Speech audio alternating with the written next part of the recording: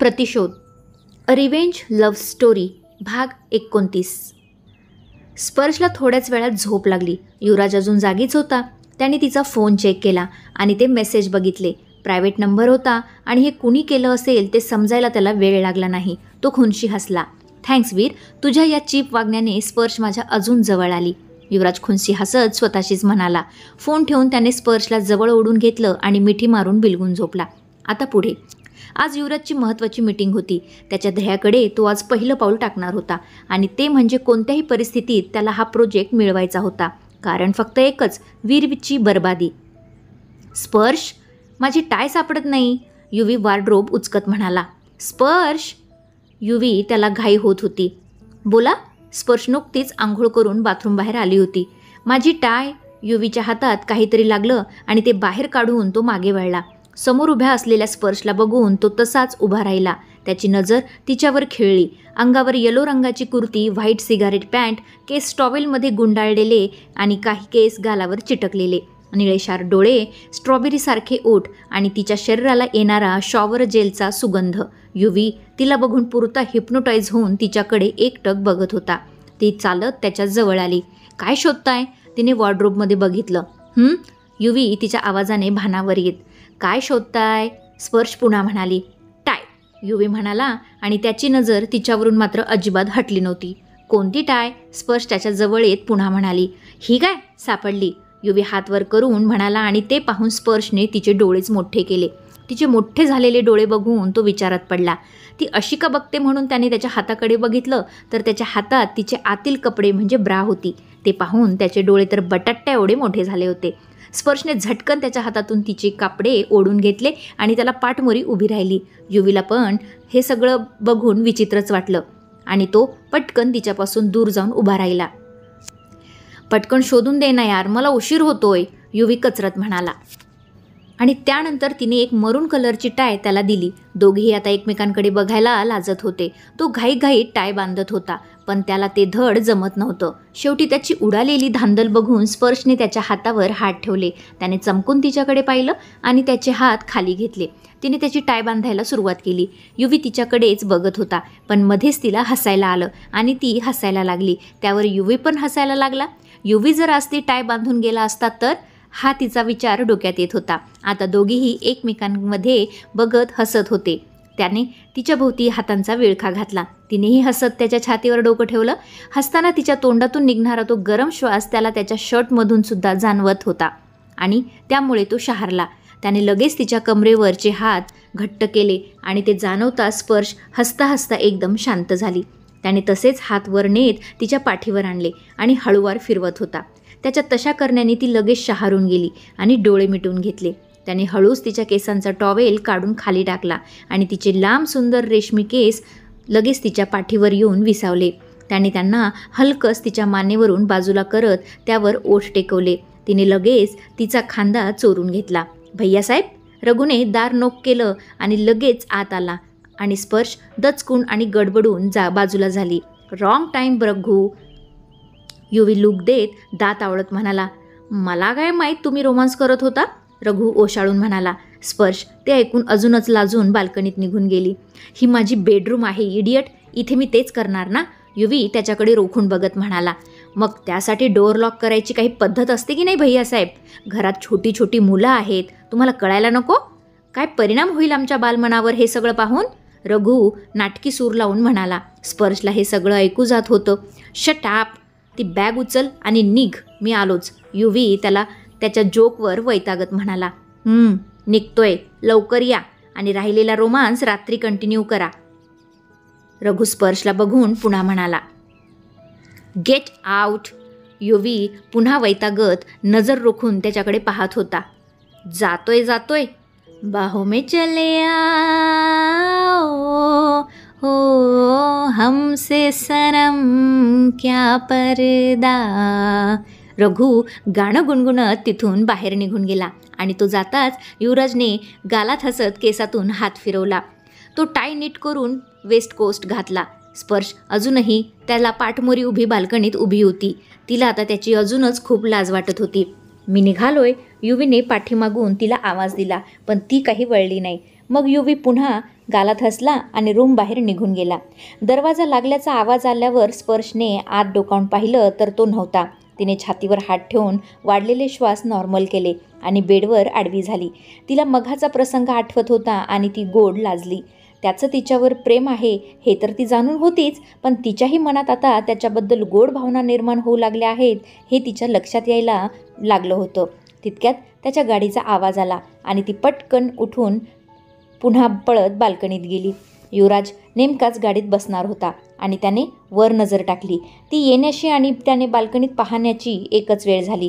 तो तिला पाहून खूप खुश झाला आणि त्याने गालात हसत तिला एक फ्लाइंग किस केलं आणि नकळत स्पर्शने हात हलवून त्यालासुद्धा बाय केलं. In hotel blue diamond. Good morning दादा.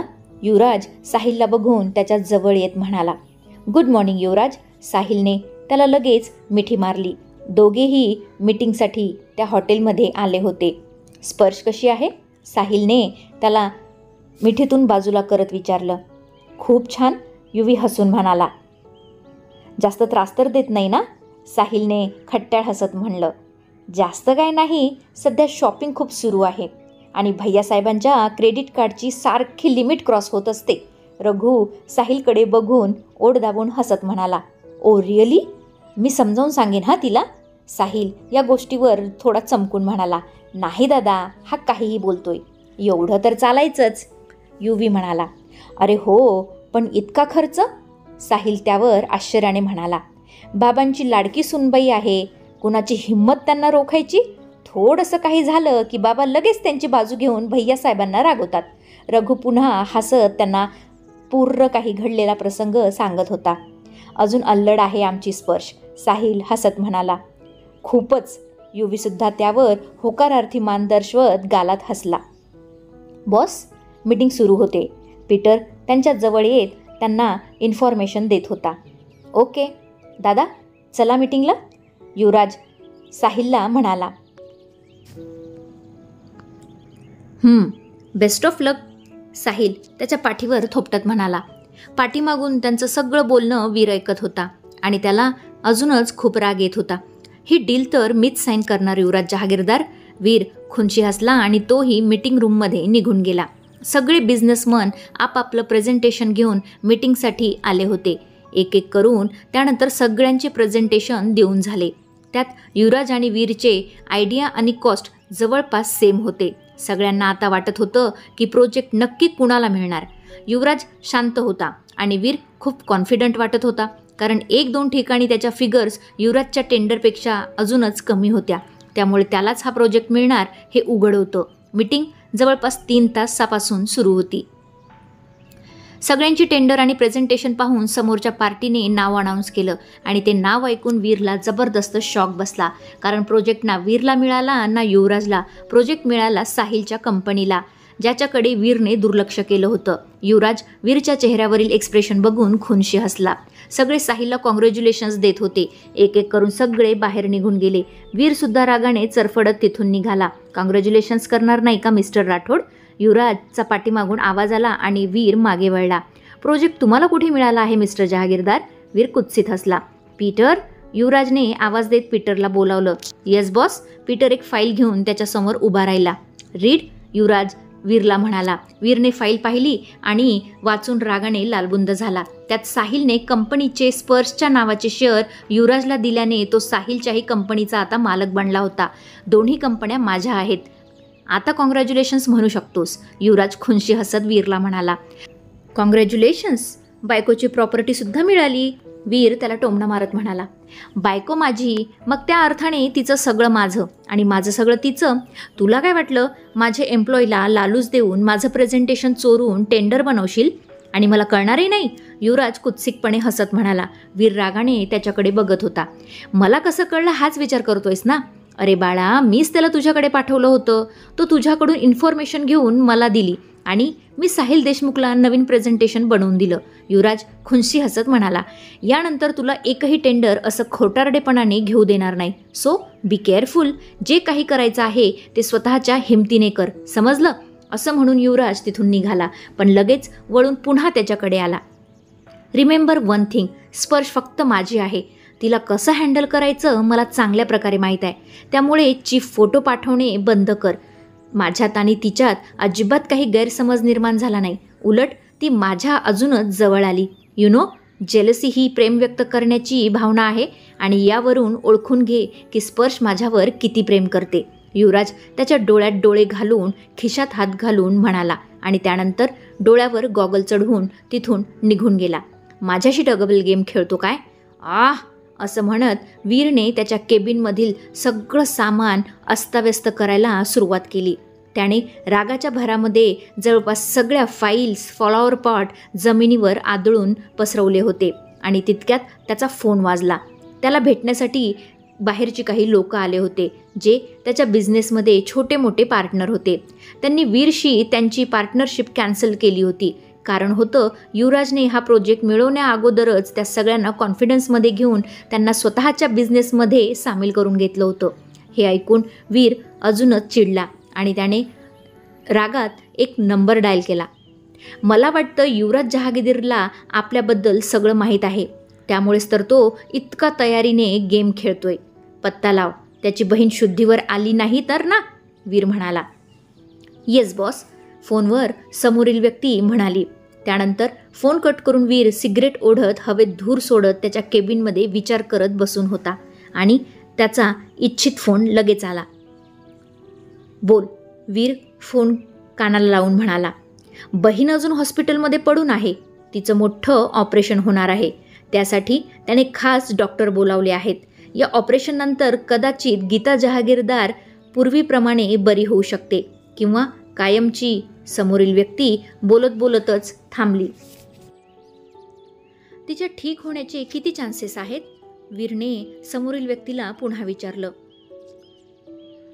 तसं तर खूप कमी चान्सेस आहेत, कारण अशा ऑपरेशनमध्ये पेशंटचा काहीच भरोसा नसतो. पण जो अमेरिकन डॉक्टर तिचं ऑपरेशन करणार आहे त्याची जवळपास अशी ऑपरेशन सक्सेस झाली आहेत. समोरील व्यक्ती पुन्हा म्हणाली.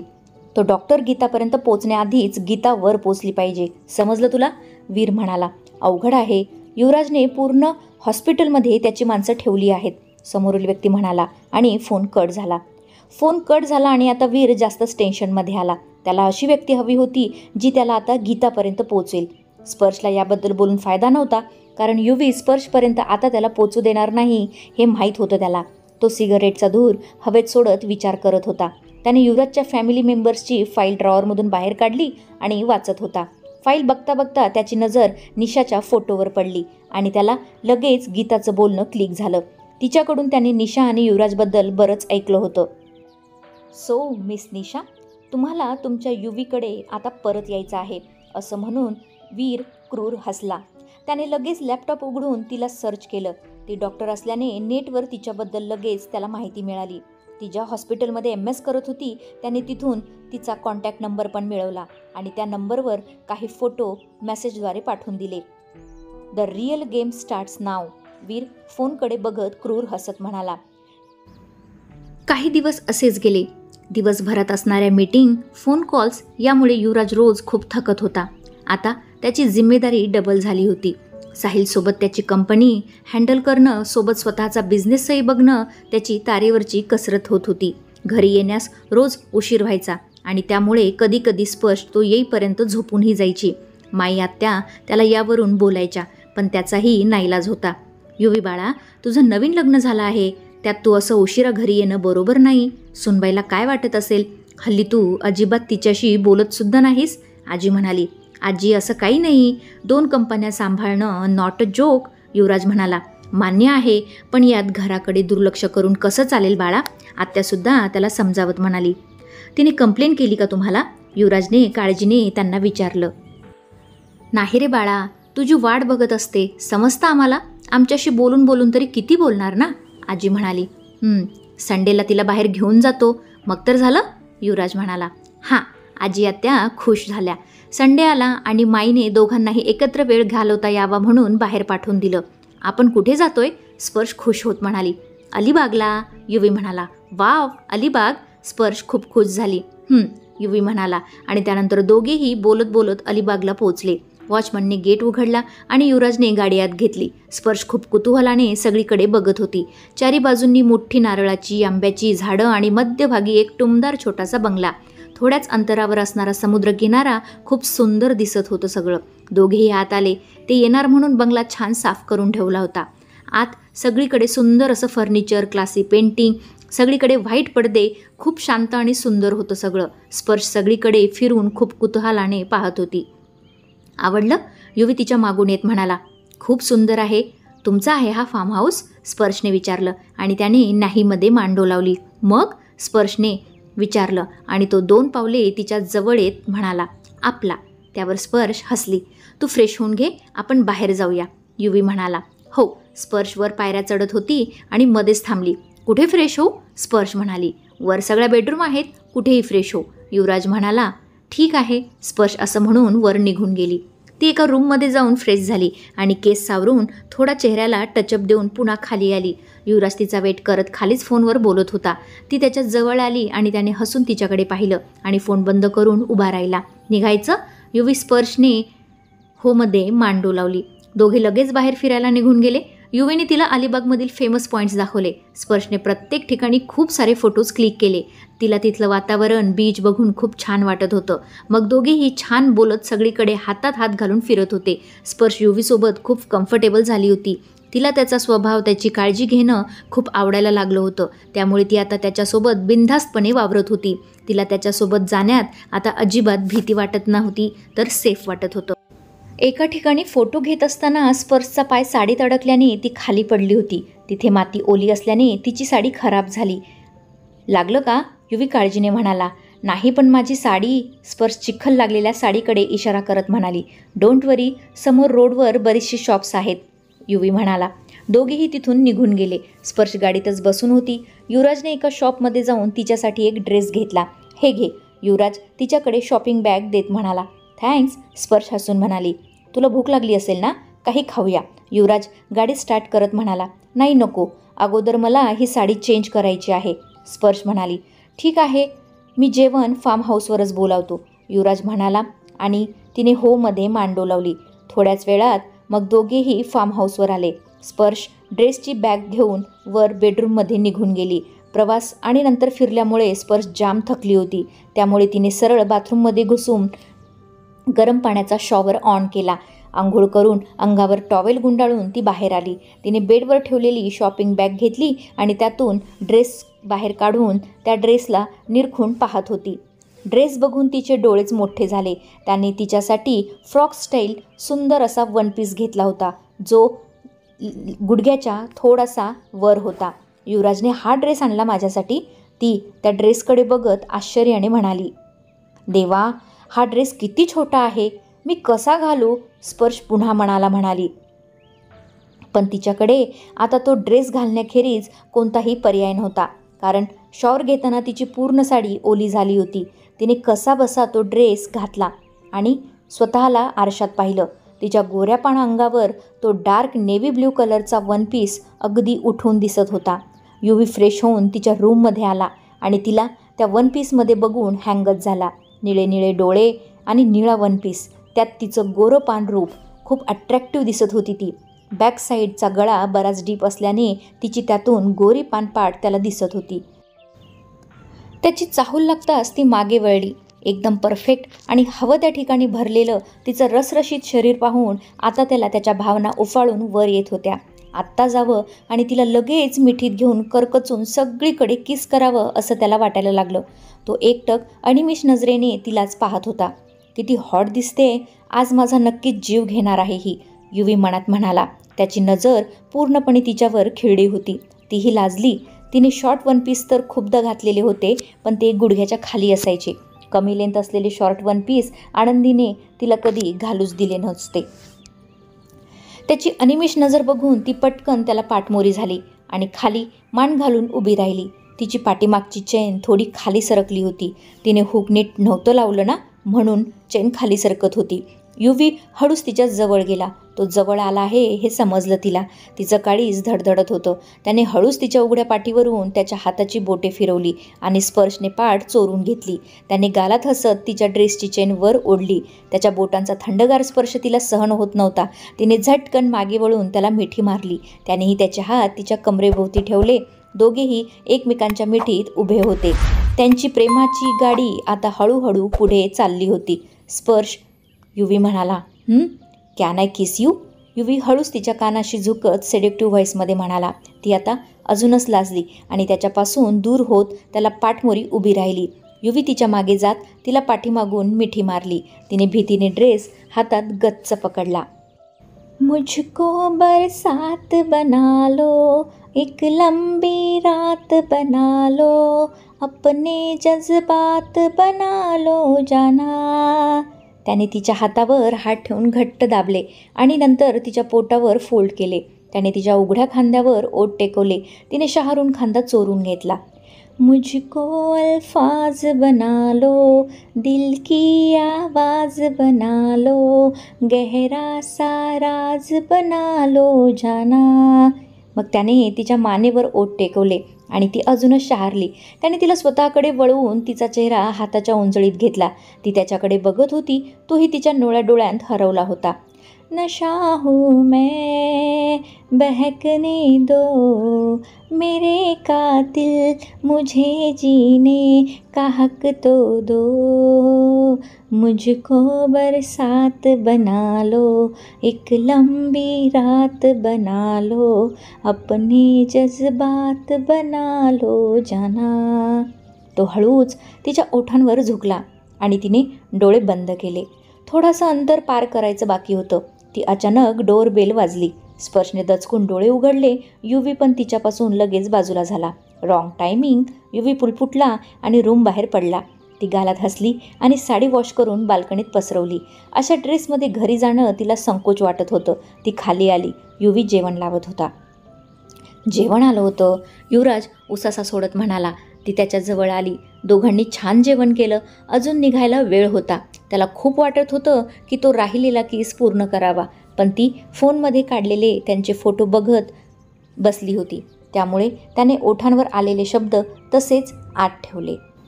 मग तोही थोडे मेसेज आणि मेल्स चेक करत बसला. त्यात रघुचा मेसेज होता, कॉल मी. युवराजने लगेच त्याला कॉल केला. हॅलो, युवी म्हणाला. भैयासाहेब, ते डॉक्टर तुम्हाला भेटायचं म्हणत होते. रघु म्हणाला, गीता तर ठीक आहे ना रघु? युवी काळजीने म्हणाला. हो भैयासाहेब, ताईसाहेब ठीक आहेत. रघु म्हणाला, ठीक आहे, मी निघालोय. युवी म्हणाला. स्पर्शने त्यांचं बोलणं ऐकलं होतं. स्पर्श, युवी फोन बंद करून तिच्याकडे बघत म्हणाला. पण तिने तर सगळं ऐकलं होतं. मी चेंज करून आलेच. स्पर्श त्याला पाहून तो काही म्हणण्याआधीच हसून म्हणाली. आय एम सॉरी, आपण इथे थांबणार होतो पण. युवीला बरंच वाईट वाटत होतं. काही हरकत नाही, निघूया आपण. मी आलेच 5 मिनिटात, स्पर्श म्हणाली. अशीच चल ना, छान दिसत आहेस. युवी हसून म्हणाला. या कपड्यांत आणि घरी जायचं? स्पर्श डोळे मोठे करून म्हणाली. त्यात काय झालं? युवी म्हणाला. युवराज, तिथे आजी, आत्या, बाबा सगळे असतील आणि मी अशा कपड्यांसमोर त्यांच्यासमोर जाऊ होय? स्पर्श म्हणाली. मग काय झालं? गीता, निशा तर असेच कपडे घालतात. युवी म्हणाला. फरक आहे, मी सून आहे ना त्या घरची. स्पर्श पुन्हा म्हणाली. आपल्या घरी सून मुली यात काही फरक नाही. तू बिंदास तसे कपडे घालू शकतेस. युवराज म्हणाला. युवी, पण मला त्यांच्यासोबत अशा कपड्यांमध्ये अनकम्फर्टेबल वाटेल ना. स्पर्श क्यूट फेस करून पुन्हा म्हणाली. आणि माझ्यासमोर? युवी तिला जवळ ओढून म्हणाला. युवराज, स्पर्शने डोळेच मोठे केले. सांग ना, माझ्यासमोर तुला हे कपडे घालायला कम्फर्टेबल वाटतं? युवराज तिनं लाजून हो मध्ये मान डोलावली. मग यानंतर माझ्यासोबत बाहेर जाताना तू असेच कपडे घालायचे. युवराज तिच्या कानाशी झुकत एकदम सडेक्टिव्ह व्हॉईसमध्ये म्हणाला. ती लाजून वर चेंज करायला पळून गेली. त्याने केसातून हात फिरवला आणि गालात हसला. दोघेही अलिबागवरून थेट हॉस्पिटलमध्ये गेले. स्पर्श आज पहिल्यांदाच गीताला बघत होती. तिच्या आजूबाजूला सगळ्या मशीन लागलेल्या होत्या आणि ती ऑक्सिजन मास्क लावून बेडवर निपचित पडलेली होती. तिच्या शरीरावर आता जखमा नव्हत्या, पण डोक्याला पट्टी अजून होती. डॉक्टर युवराजशी बोलत होते. Mister Jahagirdar, doctor Stephen busy असल्याने ते अजून 2 आठवडे येऊ शकत नाहीत. आपल्याला अजून ऑपरेशनसाठी काही दिवस थांबावं लागेल. डॉक्टर म्हणाले. व्हॉट? पण तुम्ही म्हणालात की आता गीतेची तब्येत ठीक आहे, तिचं ऑपरेशन लवकरात लवकर करू. युवी म्हणाला, हो, ते आता फिजिकली ठीक आहेत आणि घाबरू नका. ऑपरेशन थोड्या दिवसांनी झालं तरी काही हरकत नाही. उलट त्यांचा अजून स्टॅमिना आपल्याला वाढवता येईल, डॉक्टर म्हणाले. डॉक्टर स्टीफनने 15 दिवसांनी येण्याचं प्रॉमिस केलं आहे. सो डोंट वरी. पेशंटचा रिस्पॉन्स बघूनच त्यांनी हा निर्णय घेतला आहे, डॉक्टरने युवराजला समजावून सांगितलं. ठीक आहे डॉक्टर, युवराज नाराज होत म्हणाला. डॉक्टर निघून गेले. युवराज पुन्हा गीताजवळ आला. तिचा हात हातात घेऊन त्याने तिच्या केसावरून हात फिरवला, पण तिला काहीच जाणीव होत नव्हती. त्याच्या डोळ्यात पाणी आलं. स्पर्शने त्याच्या खांद्यावर हात ठेवला आणि युवीने पटकन तिच्या पोटात चेहरा लपवून अश्रू लपवले. युवराज, नाराज नका हो. गीता ठीक होईल. थोड्याच दिवसांचा तर प्रश्न आहे ना. स्पर्श त्याला दिलासा देत त्याच्या पाठीवरून हात फिरवत होती. त्याने डोळे पुसले आणि गीताच्या कपाळावर पुन्हा ओठ टेकवले. टेक केअर बच्चा, असं म्हणून युवराज आणि स्पर्श तिला बघून तिचा निरोप घेऊन पुन्हा तिथून निघाले. दिवसभर खुश असणारा युवराज घरी परतताना बराच नाराज होता. तो शांतपणे ड्रायव्हिंग करत होता. तिने त्याच्या मांडीवर हात ठेवला. त्याने तिच्या हातावर हात ठेवला आणि हातात घेत त्यावर किस केलं. घर येईपर्यंत स्पर्शचा हात त्याच्या हातातच होता. गाडी पार्क करून मग दोघेही आत आले. अरे युवी, सूनबाई, तुम्ही आलात पण? आत्या त्यांना पाहून आश्चर्याने म्हणाली. हो आत्या, युवी थोडं नाराजीच्या सुरात म्हणाला. अरे पण तुम्ही उद्या सकाळी येणार होतात ना? आजी प्रश्नार्थक चेहऱ्याने त्यांच्याकडे बघत होती. हॉस्पिटलमधून फोन आला होता आजी, असं म्हणत युवराजने त्यांना गीताबद्दल आणि तिच्या ऑपरेशनबद्दल सगळं सांगितलं. ठीक आहे, त्या देवाच्या इच्छेने सगळं होत आहे, तर आपल्याला वाट तर पाहावीच लागेल ना, आजी त्याच्या चेहऱ्यावरून हात फिरवत त्याला समजावून सांगत म्हणाली. युवराज त्यानंतर वर निघून गेला आणि स्पर्श थोडा वेळ आजी आत्यासोबत खालीच बोलत बसली. सूनबाई जा, युवराज एकटाच अश्रू गाळत बसला असेल, आजी काळजीने म्हणाली. हो आजी, तुम्ही नका काळजी करू, स्पर्श म्हणाली. मी तुमचं जेवण वरच पाठवून देते. तो काही आता खाली येणार नाही असं दिसत आहे, आत्याही म्हणाली. ठीक आहे आत्या, स्पर्श म्हणाली आणि मग वर रूममध्ये निघून गेली. युवराज फ्रेश होऊन बेडवर आडवा झाला होता. स्पर्शने दार बंद केलं आणि त्याच्याकडे बघितलं. त्याने डोक्यावर हात ठेवला होता. मग स्पर्शने वॉर्डरोबमधून तिचे कपडे घेतले आणि फ्रेश व्हायला निघून गेली. तोपर्यंत नोकर त्यांचं जेवण रूममध्ये घेऊन आला होता. स्पर्श फ्रेश होऊन बाहेर आली. युवराज अजूनही झोपूनच होता. युवी उठा, जेवण करून घ्या, स्पर्श त्याच्या जवळ येऊन म्हणाली. मला भूक नाही स्पर्श, तू जेवून घे प्लीज, युवी म्हणाला. ठीक आहे, मग मलाही भूक नाही, स्पर्शसुद्धा त्याला लटक्या रागात म्हणाली. त्याने डोळे उघडले आणि तिच्याकडे पाहिलं. प्लीज थोडंसं जेवून घ्या, स्पर्श पुन्हा एकदम क्यूट फेरस चेहरा करून म्हणाली. मग युवराज उठून बसला. तिने लगेच जेवणाची प्लेट त्याच्या हातात दिली. आत्याने एकाच प्लेटमध्ये दोघांसाठी जेवण दिलं होतं आणि मग दोघांनी मिळून एकत्रच ते संपवलं.